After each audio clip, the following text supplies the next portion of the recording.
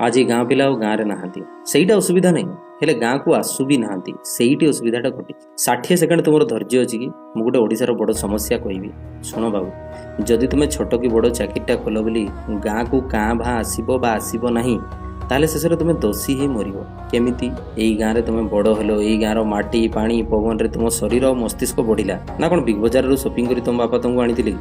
ତେବେ ସେଇ ଶରୀର ଓ ମସ୍ତିଷ୍କ ଏବେ ତମ ଗାଁ ପାଇଁ ଲାଗିବ ନାହିଁ କ'ଣ ପାଇଁ? ତୁମେ ସେଇ ଗାଁରେ କେତେ ମଳତ୍ୟାଗ କରିଛ, କେତେ ପରିବେଶ ବ୍ୟବହାର କରିଛ, ନଷ୍ଟ ବି କରିଛ ପରିବେଶ, ତାର ଋଣ ସୁଝିବ କିଏ? ତେଣୁ ବାବୁ, ଗାଁର କମିଟିରେ ସାମିଲ ହୁଅ, ଗାଁ ପୂଜାରେ ଟିକେ ପଇସା ଦିଅ ଓ ଯୋଗ ଦିଅ, ଆଉ ଶେଷରେ ଘୋଡ଼ା ଗାଡ଼ି ଘର ଯାହା ବି ସାମର୍ଥ୍ୟ ଅଛି ଗାଁରେ କର। କାହିଁକି ନା ତୁମଠାରୁ ଇନ୍ସପାୟାର ହେଇ ନବଯୁବପିଢ଼ି ଉନ୍ନତମୁଖର ହୋଇ ଉଠିବେ। ନହେଲେ ସେମାନେ ସେଇ ଲୁଙ୍ଗି ପିନ୍ଧି ଆମ୍ବ ତୋଟାରେ ତାସ ଖେଳିବେ ଆଉ ସନ୍ଧ୍ୟାରେ ଚିଲମଟା କାଟିବେ। ଆଉ ସେସବୁ ପାଇଁ ବି ପ୍ରବାସୀ ଦାୟୀ, କାହିଁକି ନା ଆମେ ତ କେବେ ତାଙ୍କୁ ବୁଝିବାକୁ ଚେଷ୍ଟା ବି କରିନେ ନା। ତେବେ ଖରାପ ହେଲେ କାହିଁକି କହିବା ତାଙ୍କୁ? ସେମାନେ ଆମ ନିଜ ଭାଇ ଭଉଣୀ ଭଳି। କେବେ ତମେ ବି ଗାଁରେ ନଙ୍ଗଳା ବୁଲୁଥିଲ କାଳିଆ ଭୂତ ହେଇ, ଏବେ ସେଇ ଗାଁର ବର୍ଷିକିଆ କୁଣିଆ ତୁମେ ତୁମ ଗାଁର ଫରେନ୍ ଟୁରିଷ୍ଟ ହେବେ।